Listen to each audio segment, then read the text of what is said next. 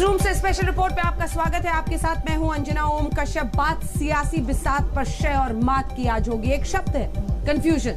कई बार कुछ मुद्दों को लेकर कंफ्यूजन समझ में आता है, लेकिन हर कदम हर निर्णय पर कंफ्यूजन हो तो सोचिए सियासी बिसात पर हार और जीत किसकी होगी। आज हम कांग्रेस में कंफ्यूजन की बात करेंगे, ममता बनर्जी के कॉन्फिडेंस की बात करेंगे और मोदी के मिशन यूपी का विश्लेषण करेंगे। आखिर कंफ्यूजन और कॉन्फिडेंस के बीच बारीक सी एक लकीर कैसे पूरी बाजी पलट देती है।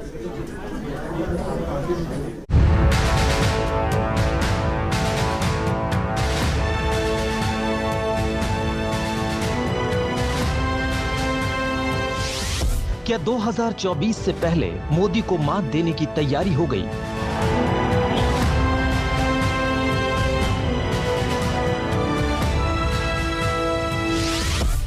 प्रशांत किशोर की राहुल से मीटिंग के पीछे का पवार प्लान क्या है?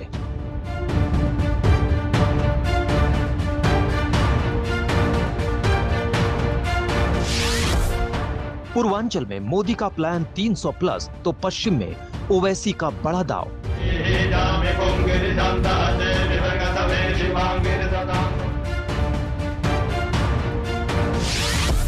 बंगाल में ममता के नए सेनापति से क्यों डर गए नड्डा के सेनापति?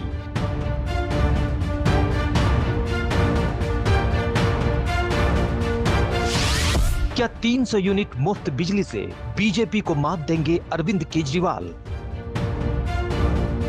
हर परिवार को हर महीने 300 यूनिट बिजली तक मुफ्त दिया जाएगा। सियासी बिसात पर शह और मात। कांग्रेस पार्टी की और उसी कंफ्यूजन पर आज चर्चा हो रही है। एक जमाने में देश की दिशा दशा सब तय करने वाली पार्टी आज छोटे छोटे मुद्दों में ऐसी उलझी हुई है कि कंफ्यूजन ही कंफ्यूजन है। टॉप लीडरशिप से लेकर सीनियर लीडर तक फैसला लेने से पहले अटक रहे हैं, भटक रहे हैं। आखिर मोदी को हराने का दम भरने वाली कांग्रेस को हुआ क्या है? इधर भी कंफ्यूजन है, उधर भी कंफ्यूजन है। The grand old party Congress में कंफ्यूजन ही कंफ्यूजन है। मोदी विरोधी मोर्चा भी कंफ्यूजन ही कंफ्यूजन में है। इतना कंफ्यूजन है कि सब कुछ सुलझने की बजाय उलझता हुआ नजर आ रहा है। इस कंफ्यूजन से जो समझ में आया वो यही है कि सिर्फ और सिर्फ मीटिंग का दौर जारी है, लेकिन समाधान का अता पता नहीं है। इसे यूं समझिए, कंफ्यूजन नंबर 1, अधीर रंजन हटेंगे या रहेंगे पता नहीं। कंफ्यूजन नंबर 2, कैप्टन और सिद्धू मानेंगे या नहीं। कंफ्यूजन नंबर 3, उत्तराखंड में रावत को कमान मिलेगी या नहीं। कंफ्यूजन नंबर 4, राजस्थान में गृहयुद्ध खत्म होगा या नहीं। कंफ्यूजन नंबर 5, महाराष्ट्र में अघाड़ी में किचकिच है या नहीं। कंफ्यूजन नंबर 6, शरद पवार चेहरा होंगे या कोई और। भूल भुलैया की तरह सब कुछ गोल गोल घूम रहा है। चुनावी रणनीति के चाणक्य प्रशांत किशोर पहले शरद पवार से मिलते हैं, फिर कैप्टन से मिलते हैं और फिर राहुल गांधी से मिलते हैं। मीटिंग पर मीटिंग चल रही है। अंदर से खबर आती है 2024 के लिए मोदी हराओ मोर्चा तैयार है। अब ऑल इज वेल है, लेकिन नतीजा ढाक के 3 पात। मॉनसून सत्र में अधीर रंजन को बदला जाए या नहीं, इसी पर कांग्रेस अभी माथापच्ची कर रही है और बीजेपी ने कैबिनेट विस्तार से लेकर राज्यसभा में अपना नेता चुन लिया। कांग्रेस में फैसले पेंडिंग है, कंफ्यूजन है। बीजेपी में सब कुछ क्लियर है। आखिर कांग्रेस में इतना कंफ्यूजन क्यों है? अब कैप्टन और सिद्धू के शीत युद्ध में बार बार कांग्रेस सीज फायर का दावा करती है, लेकिन यहाँ सब कुछ गोलमाल है। गोलमाल है भाई, सब गोलमाल है। गोलमाल है भाई, सब गोलमाल है। सिद्धू आम आदमी पार्टी की तारीफ में कसीदे पढ़ रहे हैं और केजरीवाल बार बार सिद्धू प्रेम की गंगा बहा रहे हैं। नवजोत सिंह सिद्धू वो तो पंजाब में है। सर नहीं, देखिए मुझे बहुत खुशी होती है आज आम आदमी पार्टी इतना अच्छा काम कर रही है कि हमारे विपक्षी पार्टियां भी हमारी तारीफ करती हैं, विपक्षी नेता भी हमारी तारीफ करते हैं। So one feels encouraged about it. इधर सियासी सेटिंग का खेल चल रहा है और उधर कांग्रेस यही कह रही है कि सिद्धू का अंदाजे बयां कुछ और है। अब मुश्किल ये है कि सिद्धू का अपना अंदाजे बयां है, अपना तरीका है कहने का। अब उस तरीके को मैं मॉडिफाई करने के लिए सक्षम हूँ। तारीख पर तारीख आती जा रही है, लेकिन टकरार खत्म होता नहीं दिख रहा। उत्तराखंड में अगले साल चुनाव है। बीजेपी मुख्यमंत्री बदलो प्रतियोगिता में व्यस्त है, लेकिन कांग्रेस एक चेहरा तलाशने में कंफ्यूज है।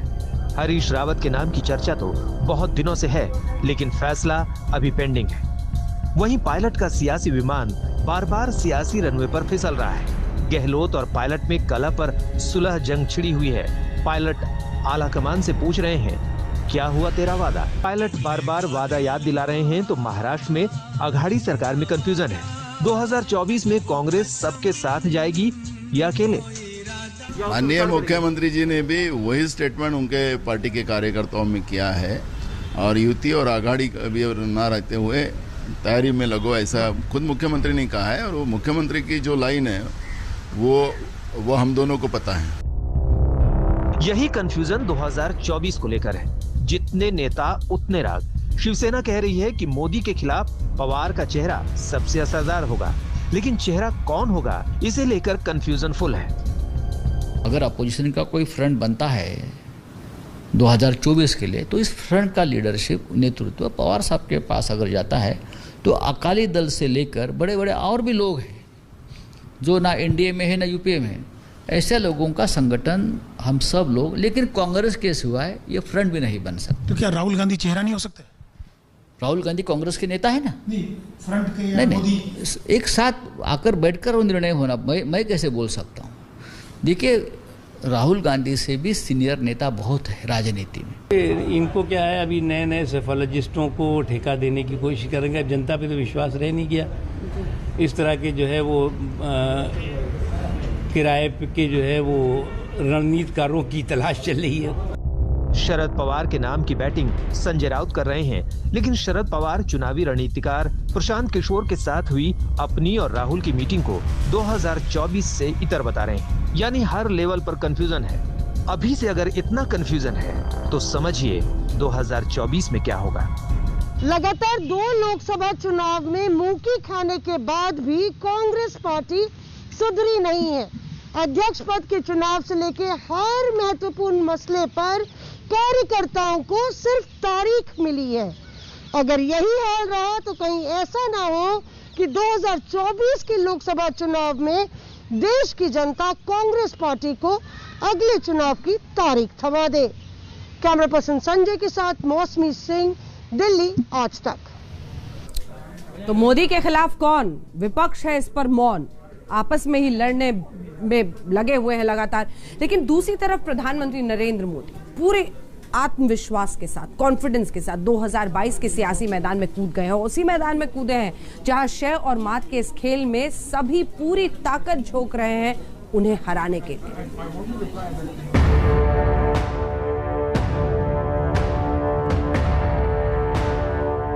उत्तर प्रदेश के चुनावी दंगल में आर पार की लड़ाई का रोड मैप तैयार हो गया है। आप इसे 4 तस्वीरों से समझ सकते हैं। 15 जुलाई को प्रधानमंत्री मोदी वाराणसी में होंगे। 16 जुलाई को कांग्रेस महासचिव प्रियंका गांधी लखनऊ में होगी। वहीं समाजवादी पार्टी में 2022 पर मंथन और चिंतन का दौर शुरू हो गया। तो पूर्वांचल के बाद अब ओवैसी पश्चिम उत्तर प्रदेश में अपना चुनावी बिगुल फूंक सकते हैं। सबसे पहले बात प्रधानमंत्री नरेंद्र मोदी के वाराणसी दौरे की। गुरुवार को प्रधानमंत्री कई विकास योजनाओं का शिलान्यास करेंगे। तैयारी पूरी है। माना जा रहा है कि चुनावी साल में मोदी के दौरे का असर पूर्वांचल पर पड़ेगा। सूत्रों के मुताबिक प्रधानमंत्री मोदी और गृह मंत्री अमित शाह का मिशन यूपी शुरू होने वाला है। इसी मिशन को लेकर बीजेपी और समाजवादी पार्टी में सियासी तू-तू मैं शुरू हो चुकी है। प्रधानमंत्री श्री नरेंद्र मोदी जी के नेतृत्व की सरकार के माध्यम से प्रदेश में आदरणीय योगी आदित्यनाथ जी के नेतृत्व में हमारी प्रदेश सरकार के माध्यम से जो काम किया गया है, उस काम के बूते हमें पूरा भरोसा है कि हम 2022 में फिर 300 से ज्यादा सीटें जीत करके उत्तर प्रदेश में सरकार बनाएंगे। चाहे मुंगेरी लाल के हसीन सपने कोई भी देखे, चाहे कोई गठबंधन करे, कोई तिकड़म करे, कोई साजिश करे, वो सफल नहीं हो पाएंगे। हम भाजपा को हटा रहे हैं माननीय अखिलेश यादव जी के नेतृत्व में, और हटा ही नहीं रहे हैं। 2022 में भारतीय जनता पार्टी 50 सीटों के अंदर रहेगी। प्रधानमंत्री मोदी वाराणसी पहुंच रहे हैं और 2022 का चुनाव उनके निगाह में जरूर होगा। पूर्वांचल ने 2017 में बीजेपी को भारी जीत दिलवाई थी, जब 164 में से 115 सीटें बीजेपी के खाते में गई थीं। लेकिन इस बार चाहे अखिलेश यादव हो, चाहे प्रियंका गांधी, या फिर असदुद्दीन ओवैसी, या फिर राजभर जैसे छोटे दल, सभी दलों की निगाह इस पूर्वांचल पर टिकी हुई है और सब के सब इस पूर्वांचल में बीजेपी को पछाड़ देना चाहते हैं। और यही वजह है कि प्रधानमंत्री मोदी इस बार उत्तर प्रदेश में एक तरीके से ये अपनी चुनावी शंखनाद की शुरुआत कर रहे हैं, क्योंकि अगर उनके सौगातों की फहरिस्त देखें तो 68 प्रोजेक्ट इस वक्त वाराणसी में वो उसका शिलान्यास या उद्घाटन करने जा रहे हैं। 2022 की सियासी लड़ाई में बीजेपी को चित करने के लिए समाजवादी पार्टी से लेकर कांग्रेस तक, बीएसपी से लेकर ओवैसी और राजभर के गठबंधन ने पूरी ताकत झोंक दी है। पूर्वांचल के बाद अब ओवैसी पश्चिम में अपना होमवर्क करने पहुंच रहे हैं, यानी उत्तर प्रदेश की लड़ाई इस बार कई मोर्चों पर लड़ी जाएगी। अहम यह भी है कि 16 जुलाई को प्रियंका गांधी लखनऊ पहुंच रही हैं। प्रियंका के आने से पहले सियासत भी शुरू हो गई। तो 16 तारीख तो आएंगी और निरंतर संगठन के लोगों से, पार्टी के लोगों से, नेताओं से सबसे मुलाकात करेंगी और निश्चित रूप से उनके आने के बाद एक और उत्साह कार्यकर्ताओं में होगा और मैं समझता हूं कि 2022 के चुनाव के लक्ष्य को हम बहुत आसानी से प्राप्त कर पाएंगे। उत्तर प्रदेश में चुनाव आ गया, अब सभी आएंगे, आने वालों की सूची आपको दिन प्रतिदिन बढ़ती नजर आएगी। तो लोगों का स्वागत है, लोग आए, लेकिन उत्तर प्रदेश में भारतीय जनता पार्टी का अगर कोई सफाया कर सकता है, भाजपा मुक्त उत्तर प्रदेश अगर कोई बना सकता है, तो समाजवादी पार्टी माननीय अखिलेश यादव जी है। कांग्रेस के प्लान पर सपा पानी फेर रही है, तो वहीं बीजेपी भी यूपी में प्रियंका पर नई भविष्यवाणी करने से पीछे नहीं रही। देखिए 3-4 दिन का टूर नहीं है। अच्छा। प्रियंका जी लगातार है उत्तर प्रदेश, लंबा टूर है। मैं कह रहा हूँ तो लगातार है वो उत्तर प्रदेश में, आप ये टूर ना कहिए। वो उत्तर प्रदेश की निवासी हैं, उत्तर प्रदेश की बेटी हैं, उत्तर प्रदेश का विश्वास है, उत्तर प्रदेश की आस्था है। 3 दशक तो हो गए हैं, अब मुझे लगता है कुछ होने वाला नहीं है कांग्रेस का, क्योंकि देश में भी नहीं है कांग्रेस और उत्तर प्रदेश में तो 3 दशक से बिल्कुल गायब हो चुकी है। तो इसलिए यहाँ पर आए, घूमें फिरें, जैसे वो लोग आते रहे हैं घूमने फिरने के लिए, वो तो पिकनिक मनाने आते हैं उत्तर प्रदेश में और पिकनिक के लिए अच्छा अवसर है, आए और पिकनिक मनाएं। बल्कि हम तो ये कहेंगे कि जिस तरह से वो प्रयागराज और अयोध्या और सब जहाँ जा रही हैं, अब की जब प्रयागराज जाएं तो मेरा अपना मानना है कि दादाजी की कब्र पर भी जाएं। फिरोज जहांगीर जी जो उनके दादा हैं, स्वतंत्रता संग्राम सेनानी रहे, उनको भी जाकर याद कर लिया करें कभी कभी, तो अच्छा लगेगा। खाली एक ही तरफ की राजनीति ना करें। नए सियासी खिलाड़ी इस बार उत्तर प्रदेश के चुनावी मैदान में ताल ठोकने का दम भर रहे हैं। ओवैसी की एंट्री से चुनावी कमेंट्री में रोमांच बढ़ गया है, क्योंकि अखिलेश यादव अपने पत्ते खोल चुके हैं। कांग्रेस और बीएसपी को छोड़कर बीजेपी को हराने के लिए किसी भी पार्टी के साथ हाथ मिला सकते हैं। प्रियंका गांधी हो, अखिलेश यादव हो, या फिर असदुद्दीन ओवैसी, या फिर छोटे दल, सबों को लगता है कि अगर उन्होंने पूर्वांचल में बीजेपी को हरा दिया तो कहीं ना कहीं प्रधानमंत्री को भी वो हरा देंगे। और यही वजह है कि सभी दलों की नजर इस वक्त पूर्वांचल में लगी हुई है और प्रधानमंत्री ने शायद इसे ही भांपते हुए एक तरीके से चुनाव अभियान की शुरुआत भी कर दी है, क्योंकि उनके पास सौगात के लिए पिटारे में बहुत कुछ है। कुमार अभिषेक, वाराणसी, आज तक। तो इधर यूपी में चुनावी तैयारी शुरू हो गई है, लेकिन एक चुनाव है जो अभी तक उसकी लड़ाई खत्म होने का नाम नहीं ले रही है, और वो है बंगाल की लड़ाई। जी हाँ, वहां पर चुनावी हिसाब किताब अभी भी जारी है। शुभेंदु अधिकारी और ममता बनर्जी जैसे दंगल कर रहे हैं।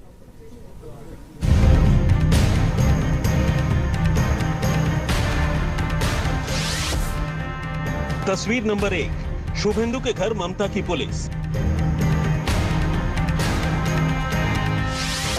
तस्वीर नंबर 2, ममता की अर्जी पर शुभेंदु को नोटिस। तस्वीर नंबर 3, मुकुल रॉय पर बीजेपी का दंगल। सबसे पहले बात इन तस्वीरों की ये तस्वीरें शुभेंदु अधिकारी के घर की हैं। सीआईडी की टीम मौजूद है जो शुभेंदु के बॉडीगार्ड की मौत के 3 साल बाद जांच के लिए पहुंची। दरअसल 2018 में शुभेंदु के बॉडीगार्ड शुभब्रतो ने खुदकुशी कर ली और अब घर वालों की शिकायत पर हत्या का केस दर्ज कर नए सिरे से जांच शुरू की गई है। बड़ी बात यह है कि शुभब्रतो के भाई टीएमसी से एमएलए हैं। वहीं कोलकाता हाई कोर्ट में नंदीग्राम चुनाव के नतीजों के खिलाफ ममता की अर्जी पर ऑर्डर आया। हाई कोर्ट ने शुभेंदु को नोटिस जारी किया है।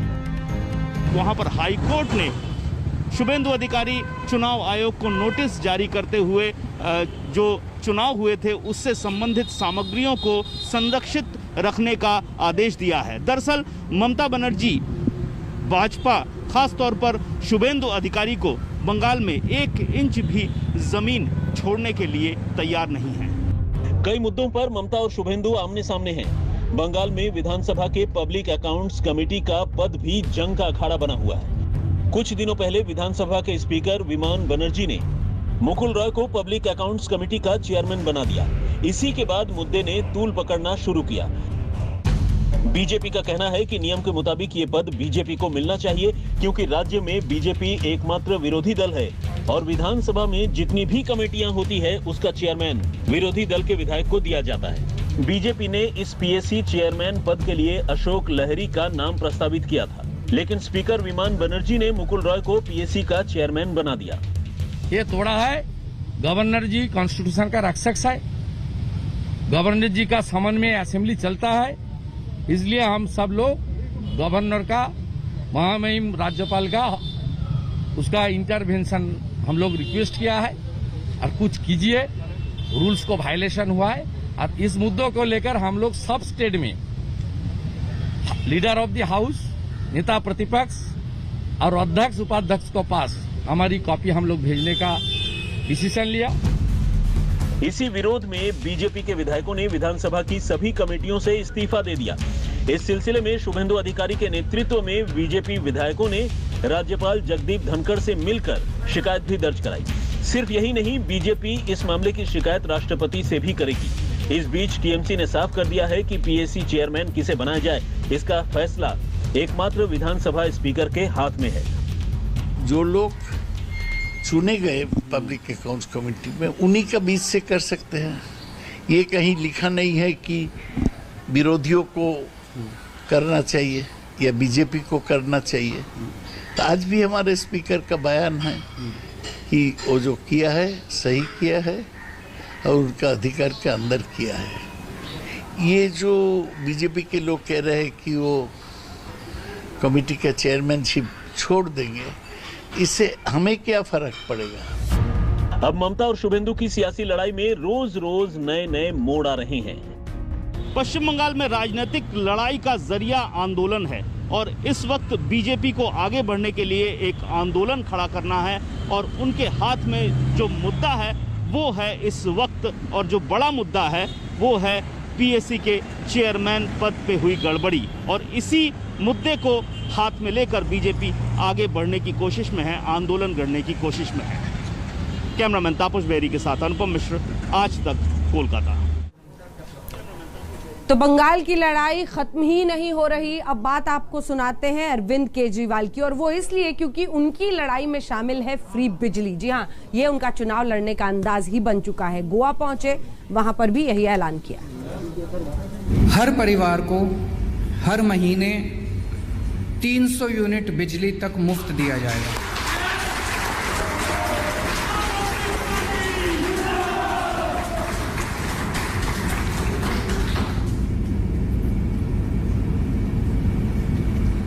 यूनिट तक हर परिवार को हर महीने मुफ्त दिया जाएगा।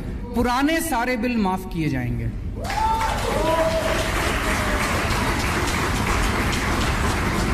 We will start on a clean slate. पुराने सारे बिल माफ किए जाएंगे। लोग पूछ रहे हैं कि कुछ ना कुछ तो था जिसकी वजह से ये गए थे, और पिछले 10 दिन से गोवा के अंदर जब से हमने ये कैंपेन छेड़ा है, विश्वासघात जो लोगों के साथ, गोवा के लोगों के साथ हुआ, दोनों पार्टियों ने किया और उन एमएलएज ने किया। आई थिंक हमने लोगों की दुखती रग को छेड़ दिया है। हजारों लोग रजिस्टर कर रहे हैं, हजारों लोग कसम खा रहे हैं कि अब इन दोनों पार्टियों को वोट नहीं देंगे, इन दोनों पार्टियों ने दगा किया है। मध्य प्रदेश के अंदर तो लोगों ने कांग्रेस की सरकार बनाई थी, 1-1.5 साल के अंदर उन्होंने बीजेपी की सरकार बना दी। कर्नाटका के अंदर तो लोगों ने इनकी सरकार बनाई थी, उन्होंने बीजेपी। तो सभी नेता चुनावों में प्रचार में अपने अपने दाव आजमा रहे हैं। मुफ्त बिजली अरविंद केजरीवाल के लिए एक ऐसा ही बड़ा दाव है। लेकिन अब आइए आपको दिखाते हैं कि विपक्षी पार्टियां चिंतन मंथन में लगी हुई हैं। प्रधानमंत्री नरेंद्र मोदी किस स्टाइल में और किन घोषणाओं के साथ आगे बढ़ रहे हैं। जी हाँ, कुछ ऐसा किया है जिसके जरिए वो 5 राज्यों के चुनाव में बड़ा दाव खेल रहे हैं।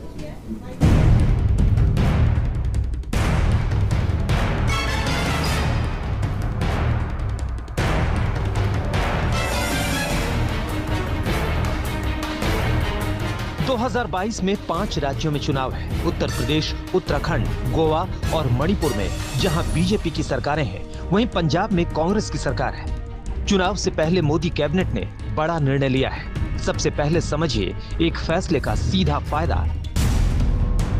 करीब 48 लाख केंद्रीय सरकारी कर्मचारी और 65 लाख पेंशनधारियों को होगा।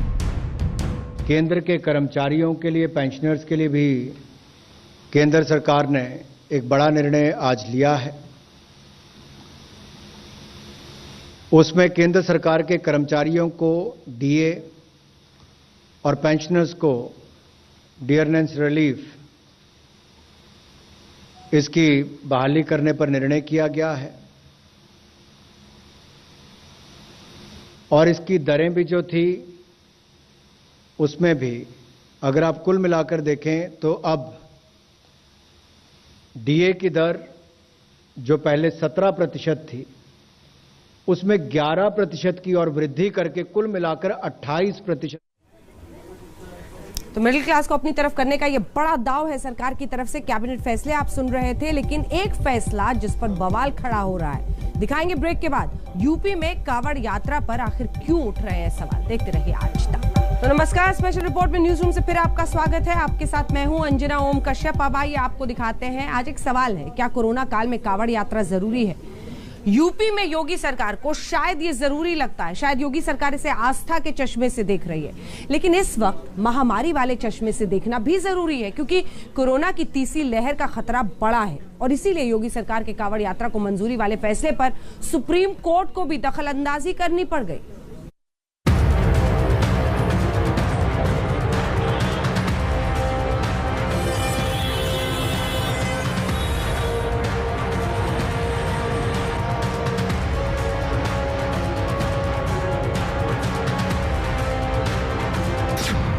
क्या कोरोना काल में कांवड़ यात्रा निकलनी चाहिए?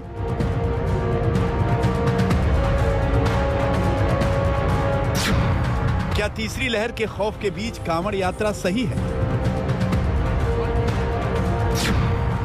क्या कांवड़ यात्रा कोरोना प्रूफ हो सकती है? योगी सरकार ने यूपी में कांवड़ यात्रा को उस वक्त इजाजत दे दी है जब कोरोना की तीसरी लहर का खतरा सिर पर मंडरा रहा है, जबकि कोई और नहीं, खुद प्रधानमंत्री मोदी कोरोना की तीसरी लहर को लेकर आगाह कर चुके हैं। ये बात लोगों को समझाना जरूरी है कि तीसरी लहर अपने आप नहीं आएगी।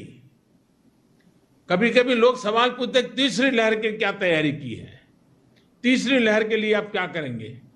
आज सवाल ये होना चाहिए हमारे मन में कि तीसरी लहर को आने से कैसे रोकना है।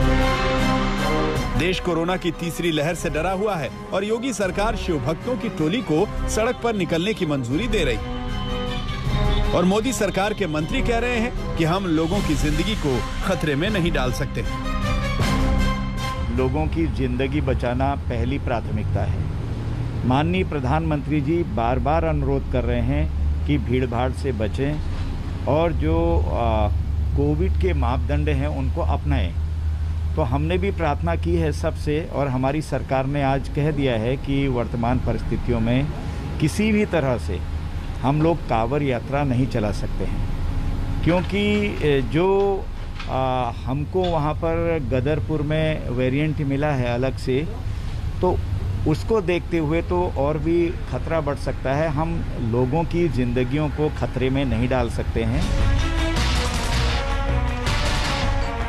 सवाल यह है कि क्या योगी सरकार कांवड़ यात्रा को खोलकर कोरोना की तीसरी लहर के इस खतरे को नजरअंदाज कर रही है, जिसके बारे में रोज प्रेस कॉन्फ्रेंस करके स्वास्थ्य मंत्रालय आगाह कर रहा है। जब हम थर्ड वेव की बात करते हैं तो हम थर्ड वेव को मौसम के समाचार की तरह से, वेदर अपडेट की तरह से सामान्य रूप में ले रहे हैं।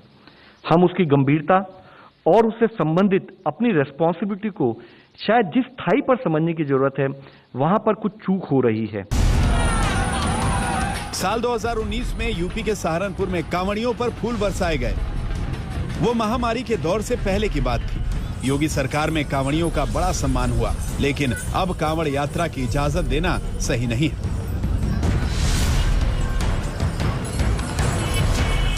कांवड़िए जिस हरिद्वार से जल लेकर आते हैं, उस राज्य के मुख्यमंत्री पुष्कर सिंह धामी खुद कांवड़ यात्रा रोक चुके हैं और कह रहे हैं कि यात्रा के कारण लोगों को अपनी जान गंवानी पड़ी तो भगवान भी इसे पसंद नहीं करेंगे। हमें देखना यह है कि यात्रा चालू होने से लोगों के जान माल पर कोई खतरा ना आए, जो कोरोना की बात है वो न फैले। तो हमारे लिए सबसे पहली प्राथमिकता है लोगों की जान माल की रक्षा करना।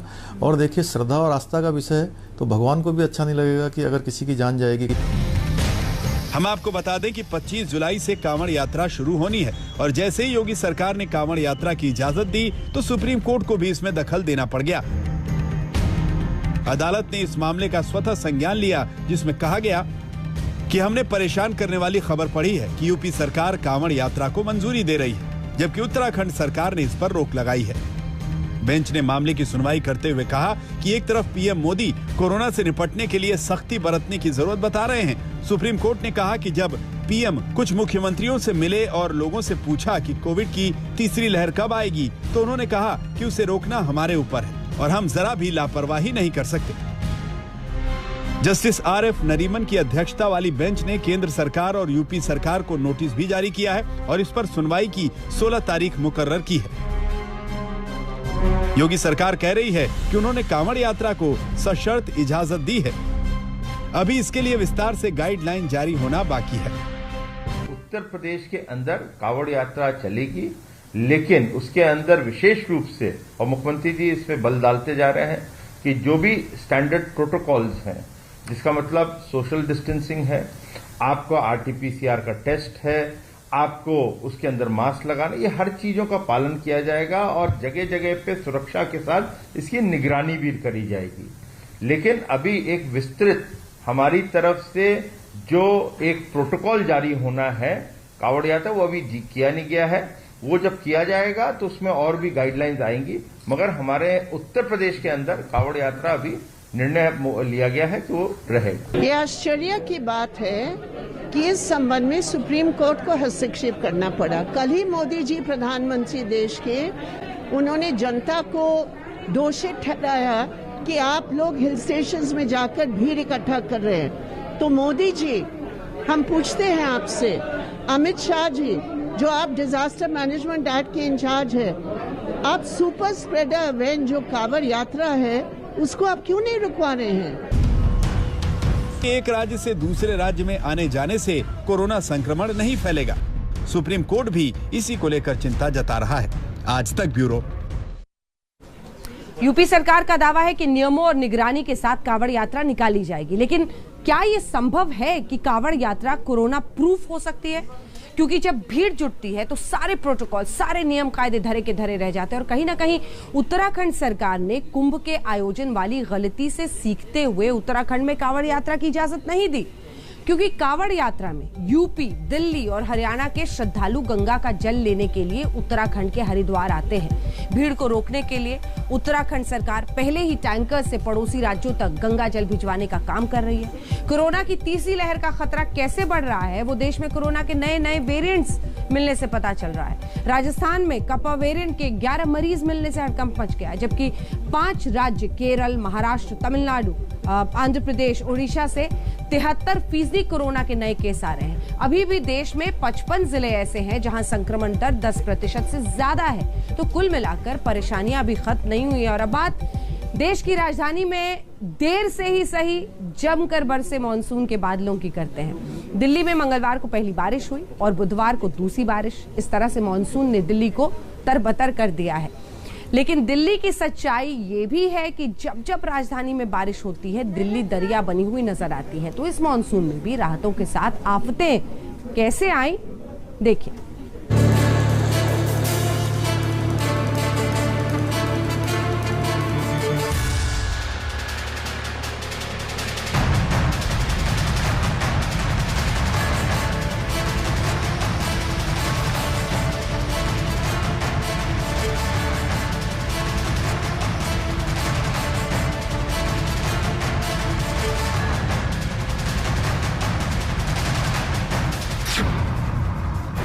दिल्ली वालों को इसी बारिश का इंतजार था।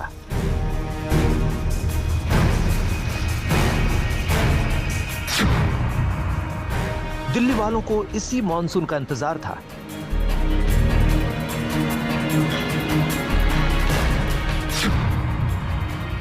दिल्ली में बादल देर से बरसे और झूम कर बरसे।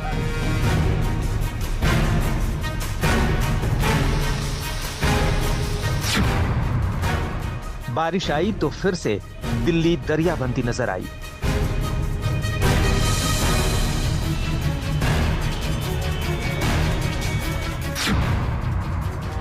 सड़कों पर बसें, ऑटो, कारें, बैटरी रिक्शे डूबते नजर आए।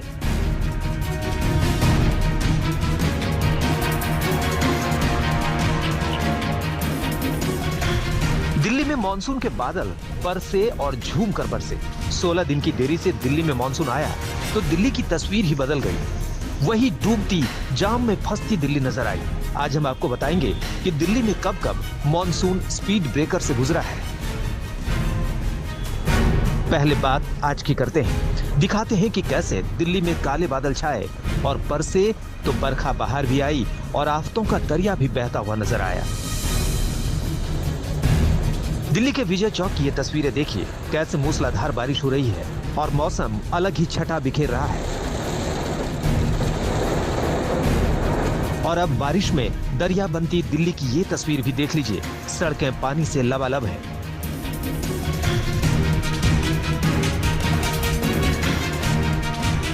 दिल्ली में बारिश हो और डीटीसी बसें डूबी हुई नजर ना आए, भला ऐसा कैसे हो सकता है। देख लीजिए, रोड के दोनों तरफ एक एक डीटीसी बस पानी में गोते लगा रही है। डीटीसी बस ही नहीं, ऑटो भी बारिश में दरिया बनी दिल्ली में डूबा डूबा है। बैटरी रिक्शा भी डूबा है और घुटनों तक पानी में बंद पड़े ऑटो और बैटरी रिक्शा को धक्का मारकर किनारे लगाया जा रहा है। पानी में कारें बंद हो गईं। मॉनसून की बारिश का ये नजारा भी देख लीजिए, कैसे साइन बोर्ड तैरता हुआ जा रहा है। लोग घुटनों तक पानी में डूबकर चल रहे हैं। बारिश में सैलून की छत कैसे टपक रही है। मॉनसून की बारिश में हर दफा दिल्ली का मिंटो ब्रिज टीवी और न्यूज़पेपर की हेडलाइंस बनता है। मिंटो ब्रिज पर हर साल पानी में डीटीसी बस डूबी हुई नजर आती है। इस दफा मिंटो ब्रिज पर पानी नहीं भरा। दिल्ली के आईटीओ पर जरूर सड़कें पानी से लबालब नजर आई हैं, जिसके चलते ट्रैफिक जाम भी लगा। अभी मॉनसून की पहली या दूसरी बारिश ही हुई होगी, दिल्ली दरिया बन चुकी है। और ये कोई दिल्ली के अंदरूनी इलाके की तस्वीर नहीं है। सबसे ज्यादा अहम माने जाने वाले आईटीओ की सड़क है, जहां पर पानी घुटने भर तक भर चुका है। जाम लगा पड़ा है क्योंकि जो सबसे किनारे वाली साइड है वहां पर गाड़ियां नहीं जा सकती, क्योंकि कहां गड्ढा है, कहां अंदर गाड़ी चली जाए, कहां गाड़ी बंद हो जाए, इसका कोई ठिकाना नहीं है। तो यही तस्वीर है दिल्ली की, जो देश की राजधानी है। और ये बताने के लिए काफी है कि जो दावे होते हैं, बड़ी बड़ी बातें होती हैं, वो पहली ही बारिश में खोखली क्यों साबित हो जाती हैं। उन पे किसी का वश क्यों नहीं चलता। इतनी सारी एजेंसियां आखिर करती क्या है। दिल्ली वालों को मॉनसून ने भिगो तो खूब दिया। अमूमन जून में पहुंचने वाले मॉनसून ने इस बार दिल्ली वालों को जुलाई तक इंतजार कराया और ऐसा 19 सालों में पहली बार हुआ है। लेकिन हम आपको बता दें कि आईएमडी के आंकड़ों के मुताबिक दिल्ली में मॉनसून 29 बार जून में और 33 बार जुलाई में पहुंचा है। और दिल्ली में अब तक सामान्य से 67% कम बारिश रिकॉर्ड हुई है, जिससे दिल्ली बारिश की बहुत अधिक कमी वाले राज्यों की श्रेणी में आ गया है। दिल्ली में 1987 में मानसून 26 जुलाई को पहुंचा था, जबकि 1961 में 9 जून को ही दिल्ली में मानसून का बरसात जो है वो होने लगी थी। 1960 में मानसून 4 दफा 13 जुलाई के बाद आया था। तो ये दिलचस्प आंकड़े हमने आपको दिखाए, दिल्ली में मानसून की कंडीशन हमने आपको बताई। अभी वक्त एक ब्रेक का है, ब्रेक के बाद आपको दिखाएंगे कैसे पहाड़ों पर कुदरत कोहराम मचा रही है। देखते रहिए स्पेशल। बात पहाड़ों पर कुदरत के आफत की। पहले तो बादल फट रहे थे, लेकिन अब पहाड़ ही टूट कर गिर रहे हैं। एक तरफ बिजली कड़कने, बादल फटने की वजह से, दूसरी तरफ भूस्खलन। आफत आ गई है पहाड़ों पर, उत्तराखंड से लेकर हिमाचल तक।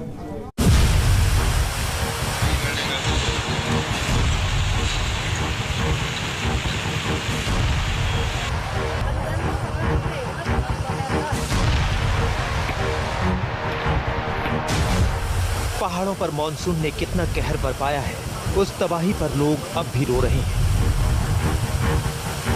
जी हां, हिमाचल प्रदेश में धर्मशाला के भागसू में बादल फटा और चारों तरफ तबाही का मंजर नजर आया। चीख पुकार मच गई। कुदरत के इस कहर का गवाह वो गांव अब भी दर्द से करा रहा है। बारिश और कुदरत के कहर से दरकते पहाड़ किस तरह से तबाही का सबब बन रहे हैं, उसकी ये तस्वीर देखिए। कैसे ये भारी भरकम पोर्कलेन मशीन पहाड़ से लुढ़कती हुई जा रही है, बिल्कुल किसी खिलौने की तरह। हिमाचल प्रदेश के अलावा उत्तराखंड में भी अलग अलग इलाकों में बारिश मुसीबत बन गई है। रुद्रप्रयाग में बारिश के बाद भूस्खलन हुआ और बद्रीनाथ केदारनाथ जाने वाला रास्ता बंद हो गया। आज तक ब्यूरो। और इसी के साथ स्पेशल रिपोर्ट में न्यूज रूम से इतना ही। देश दुनिया की बाकी खबरों के लिए आप देखते रहिए